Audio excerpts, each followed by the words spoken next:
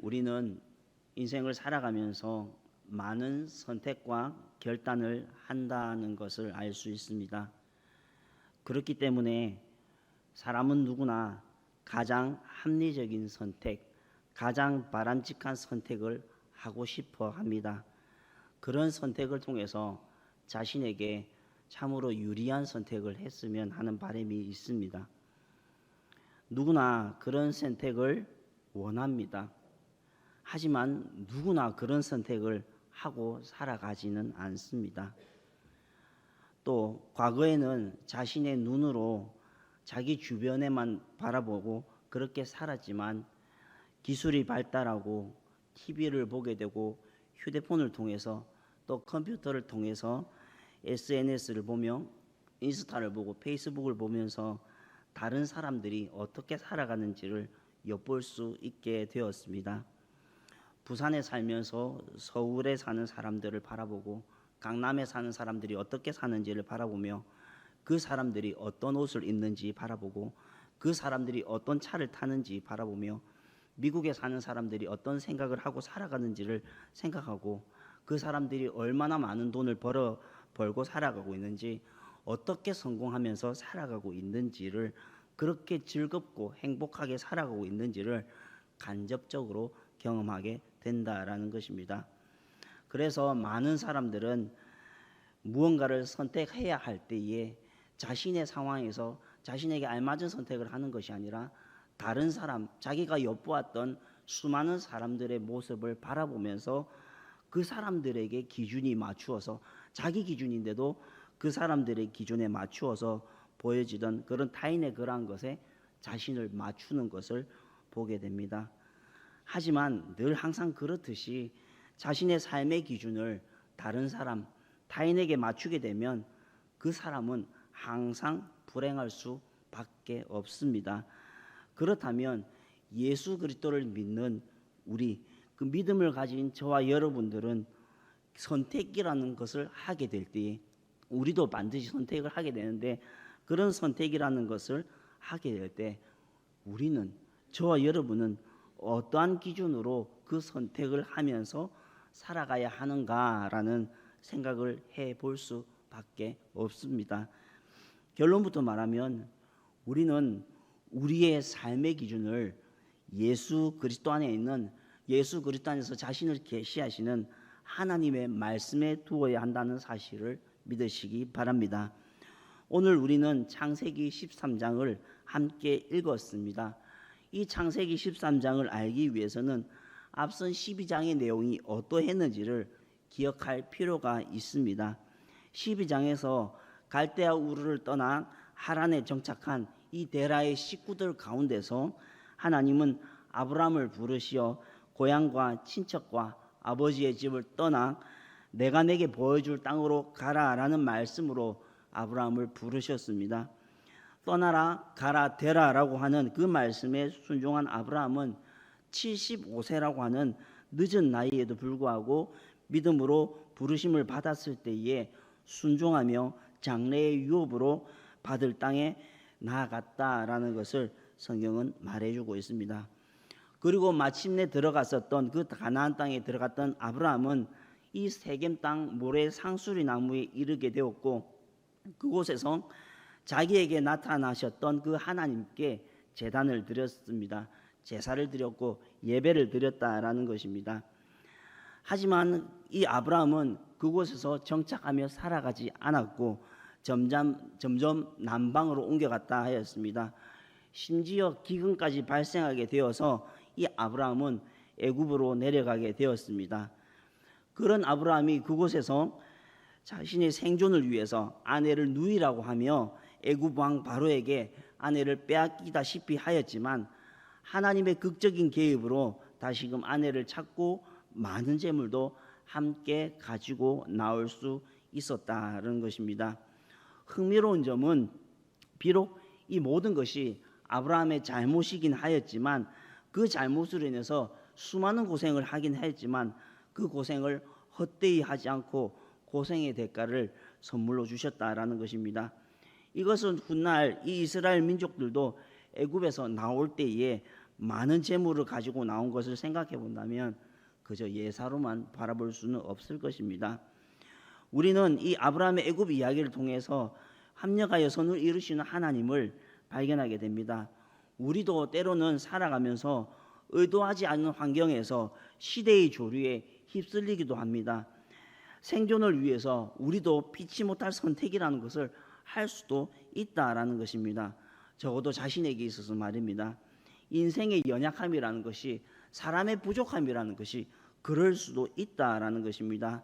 하지만 그것을 우리는 합리화해서는 안 됩니다. 뭐 그럴 수도 있지, 그래 선택할 수도 있지, 하나님도 이해하실 거야 라는 그런 생각을 해서는 안 된다라는 것입니다.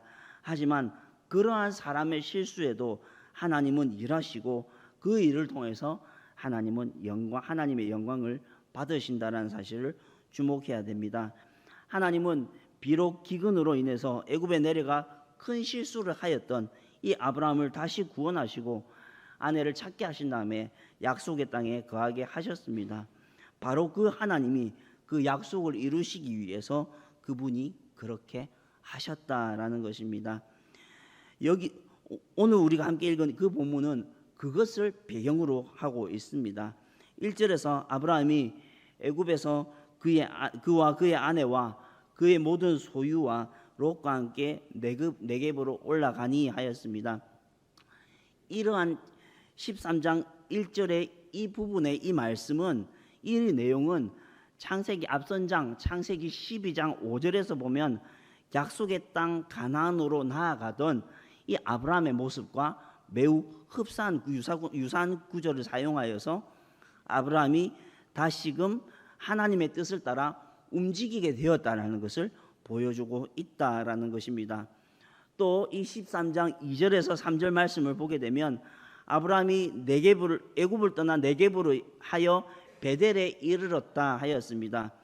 그리고 3절 하반절과 4절에 베델과 아이 사이, 곧 전에 장막 쳤던 곳에 이르니 그가 처음으로 제단을 쌓은 곳이라 하였습니다. 그리고 거기서 여호와의 이름을 불렀더라 하였는데, 이러한 표현은 앞선 12장 8절에서 그가 그곳에서 여호와께 제단을 쌓았고 여호와의 이름을 부르더니라는 구절을 통해서 아브라함이 다시금 그 약속의 땅으로 가고 있다라는 것을 굳이 이러한 표현을 통해서 쓰고 있다라는 것입니다. 여기까지가 오늘 우리가 함께 읽었던 이 에피소드의 배경이라고 할 수 있습니다. 다음에 나오는 5절에서 7절 말씀은 5절에서 롯도 양과 소와 장막이 있으므로 6절에서 그 땅이 그들이 동거하기에 넉넉하지 못했으니 하였습니다. 이것은 앞선 2절에서 아브라함에게 가축과 음과 금이 풍부했기 때문이라 하였습니다. 그래서 그들은 소유가 많아서 더 이상 동거하기 어려웠다라고 창세기 기자는 굳이 기록을 하고 있다라는 것입니다. 다시 설명하면 이 아브람과 롯의 모든 가족들은 유목민으로서 목축업을 하며 살아가고 있었는데, 그러나 그들이 머물렀던 바로 그 땅은 그들이 함께 머물러 살아가기에는, 그 땅은 그들이 함께 살아가기에는 넉넉하지 못했던 그런 목축지였다라는 것입니다. 가족과 가축이 함께 먹고 마셔야 할 그 양식과 물이 부족한 땅이라는 것입니다. 그러자 결국 아브라함의 목자와 롯의 목자가 다투는 일이 벌어졌다 하였습니다. 7절에서 아브라함의 목자와 롯의 목자가 서로 다투었다 하였는데 서로 경쟁하였다라는 것을 말해주고 있습니다.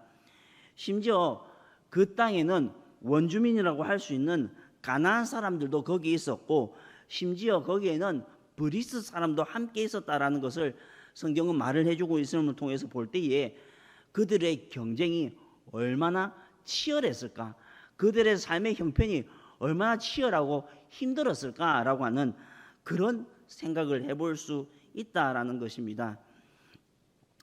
어쩌면 이것은 너무나도 당연한 결과일 것입니다. 하지만 과연 이러한 갈등과 다툼이 생겨나게 되었는데, 그렇다면 우리는 그 다음이 어떻게 될까? 그 다음은 그것을 우리는 성경은 어떻게 풀어나가고 그 일들을 통해 하나님은 우리에게 무엇을 말씀하시는지를 보여줄 수 있어야 한다라는 것입니다.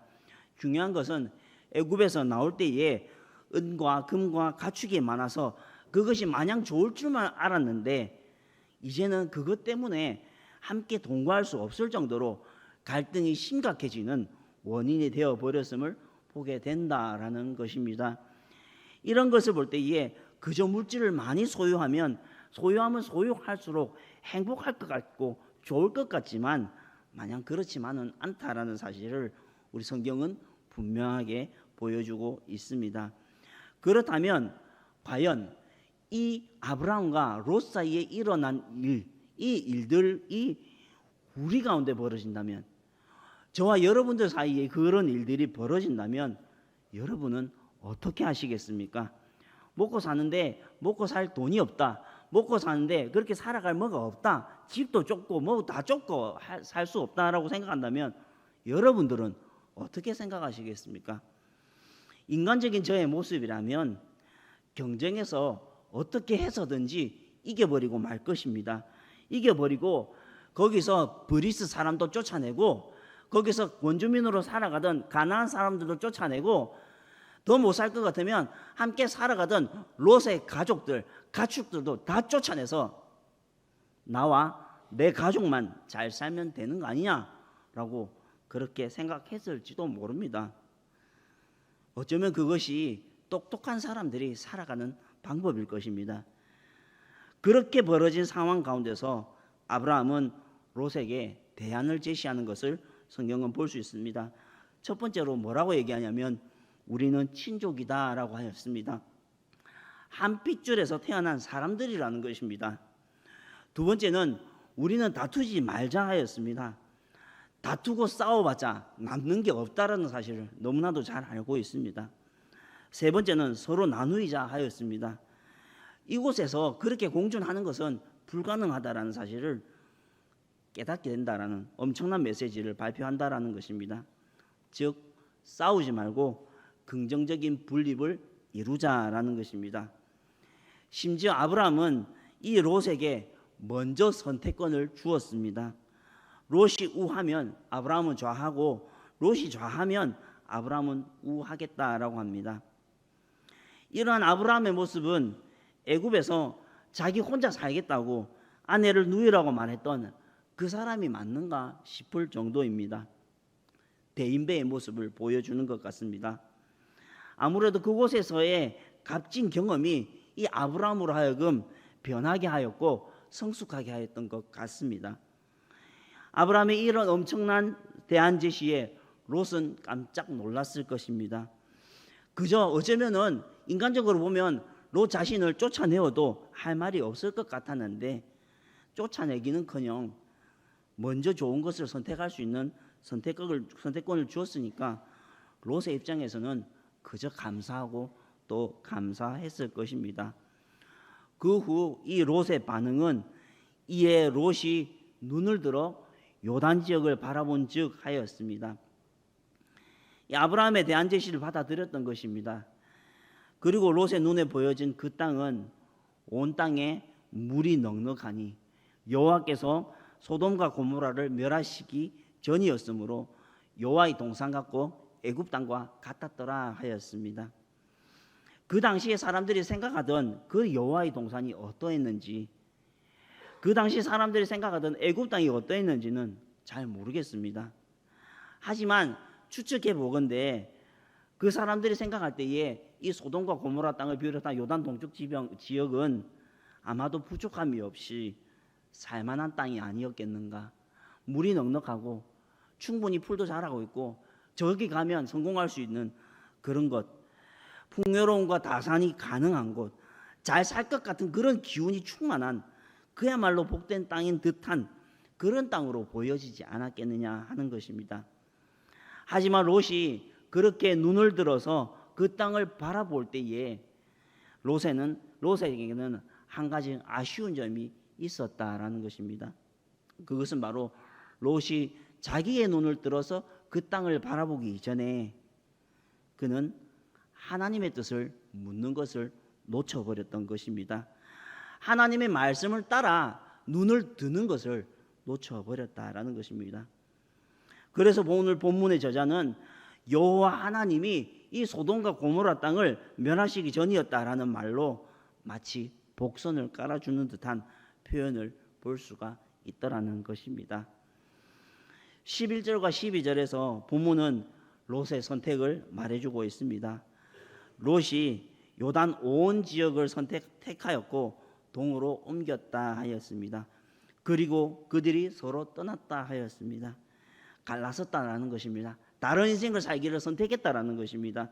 각자 서로 다른 길을 가게 되었음을 말해주고 있다라는 것입니다. 그럼에도 불구하고 롯은 그렇게 떠나가게 되었지만, 그렇다면 그 땅에 아브라함은 뭐하고 있었나? 가나안 땅에 거주하였다라는 것입니다. 우리는 이 부분에 눈여겨볼 필요가 있습니다. 문장은 그저 단순히 아브라함이 가나안 땅에 그냥 그대로 머물러 살았다라는 것을 문자적으로는 보여주고 있지만, 그 문장 속에 담겨진 의미들, 왜 아브라함은 또 다른 곳을 바라보거나 더 좋은 선택을 하지 않았을까? 라는 질문도 할 수 있더라는 것입니다. 하지만 이 질문에 대한 답은 이번 본문을, 오늘의 본문을 넘어서야 할 수 있을 것이며, 이 오늘의 본문에서는 롯의 선택과 그의 여정에 대해서만 살펴볼 수 있습니다. 본문은 이 12절 하반절에서 롯은 그 지역의 도시들에 머물며 그 장막을 옮겨 소돔까지 이르렀다 하였습니다. 앞서 말씀드린 바와 같이 롯은 이 아브라함과 같은 직업, 즉 목축업을 하고 살아가며 유목민으로 살아가던 그런 사람이었습니다. 그런데 이제 롯의 선택은 업을 바꾸었습니다. 유목민 생활을 청산한 것 같습니다. 도시에 머물렀다 하였습니다. 그럼에도 불구하고 그곳에 정착하지 못하고 장막을 옮겨 다녔다라고 하였습니다. 그러다가 소돔에까지 이르렀음을 본문은 말해주고 있습니다. 어쩌면은 현대 사람들이 보기에, 그들의 눈이 보기에, 세속적인 사람들의 눈이 보기에, 인간적인 사람들의 눈이 보기에 롯의 그러한 선택은 참으로 탁월해 보였을지도 모릅니다. 물이 넉넉하고 애굽 같고 심지어 여호와의 동산 같은 그곳을 선택했던, 정말 그 롯의 선택은 탁월했던, 누가 봐도 더 잘했던 것 같은, 그랬던 것 같습니다. 하지만 12절 하반절에 보여주는 롯의 모습은 점점 그렇지 못했다라는 것입니다. 왜냐하면 롯의 오늘 본문의 마지막 구절인 13절에서 소돔 사람은 여호와 앞에 악하며 큰 죄인이더라 하였기 때문입니다. 롯은 자기 눈에 보여진 대로 점점 그렇게 흘러서 도시로 또 소돔으로 흘러 들어갔었습니다. 소돔이라는 땅은 여호와 하나님 앞에서 악하였고 그 죄인이 큰 죄인이었지만, 롯의 눈에는 그런 것 따위는 눈에 보여지지도 않고 귀에 들려지지도 않았고, 전혀 그런 것은 자기하고는 아무런 상관이 없었다라는 것을 보여주더라는 것입니다. 그곳에 가기만 하면 자신은 성공할 수 있을 것만 같았고, 그곳에 가기만 하면 자기가 선택했던 그 선택이 정말 탁월했던 것, 너 정말 선택 잘했다라고 칭송받고 싶었을 것입니다. 그렇게 롯은 소돔의 논리에, 고모라의 논리에 물이 들고 말았던 것입니다. 그런 식으로 롯은 철저하게 인간적인 측면에서 상황을 판단하고 결정했던 것입니다. 하지만 그것은 세상적인 안목이고, 인간적인 안목이고, 세속적인 그런 안목이라는 것이고, 세상의 지혜라는 것입니다. 이 롯은 앞으로 일어날 미래를 전혀 바라보지 못했던 것입니다. 이후에 보게 되면 롯은 전쟁에서 포로가 되기도 하고, 훗날 소돔이 멸망할 때, 소돔과 고모라 땅이 멸망할 때에 자기가 가지고 있었던 그 모든 것마저도 포기한 채 빈손으로 나오는 모습도 볼 수 있게 되어진다라는 것입니다. 사랑하는 교우 여러분, 오늘의 본문에서 우리는 오늘을 살아가는 나의 모습이 어떠한지를 돌아볼 수 있기를 소망합니다. 오늘이라는 하루, 또 주어진 한 주간, 앞으로 살아가야 할 나의 모든 시간들, 이 모든 것이 나에게 주어진 인생이고 내가 선택할 수 있는 인생이고 내가 어떻게 다 할 수 있을 것 같은, 내가 주무르면 다 가능할 것 같은 그런 것 같은 인생처럼 보여지지만, 그 인생이라는 모든 판단의 순간과 선택의 순간을 나의 것으로 여기고 하나님께 묻지 않으며 하나님의 말씀을 따라 살아가고 있지는 않은지 돌아볼 수 있기를 소망합니다. 롯과 같이 참으로 엄청난 선택의 기회가 주어졌을 때에, 그때에 우리는 그 선택의 결정권을 누구에게 드려야 되냐, 누구에게 드려야 되냐는 것입니다. 그 선택 결정권은 내가 가지는 것이 아니라 바로 나를 사랑하사 나를 구원하신 하나님께, 예수 그리스도 안에서 나를 구원하신 하나님께 나의 모든 결정권을 드려야 된다라는 것입니다. 왜냐하면 내게 주어진 인생, 그것이 내게 그저 주어진 인생인 것처럼 보여지지만 우리는 그렇지 않은 사람입니다. 죄인된 우리는 하나님의 은혜와 사랑으로 예수 그리스도의 보혈의 능력으로 새로운 인생을 살아가는 그런 사람들이기 때문에 이제 앞으로 살아가는 나의 인생은 나의 것이 아니라 누구의 것? 주님의 것이라는 것입니다. 따라서 내가 선택해야 할 모든 방법과 내가 선택해야 할 모든 순간에 그 결정권을 누구에게 드려야 됩니까? 하나님께 드려야 됩니다. 예수님께 드려야 된다라는 것입니다. 내 인생은 내 것이 아니라 주님의 것이라는 것입니다. 내가 선택할 수도 있을 것입니다. 내가 선택하면 좀 잘할 수 있을 것 같습니다. 좀 그럴 수 있을 것 같습니다.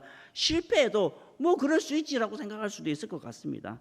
하지만 주님의 것을 내 것이라고 고집하며 살아왔네라고 불렀던 찬양의 가사처럼, 그렇다면 이제는 우리는 지금까지 우리의 선택이 어떠했고 그 선택의 결과가 어떠했는지를 돌이켜 생각해 볼 수 있기를 원합니다. 내 힘과 내 능력 믿고 내가 다 한 것처럼 그렇게 생각하고 그렇게 살아오지는 않았는지를 돌아볼 수 있기를 원합니다. 그래서 이제 나의 것이 아니라 우리 주님이 내게 맡겨준 인생이라는 사실을 믿으시길 바랍니다. 그렇게 고백할 수 있기를 원합니다.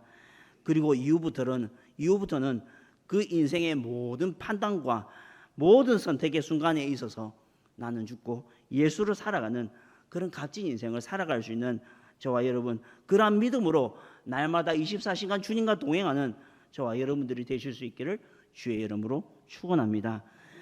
하나님 아버지 감사합니다. 애굽을 떠나 약속의 땅 가나안으로 돌아온 아브라함의 무리에게 있어서 그할 것이 부족하게 되는 문제가 발생하였고, 그것을 해결하는 과정에서 롯이 소돔 땅으로 들어가게 되는 모습을 바라보았습니다.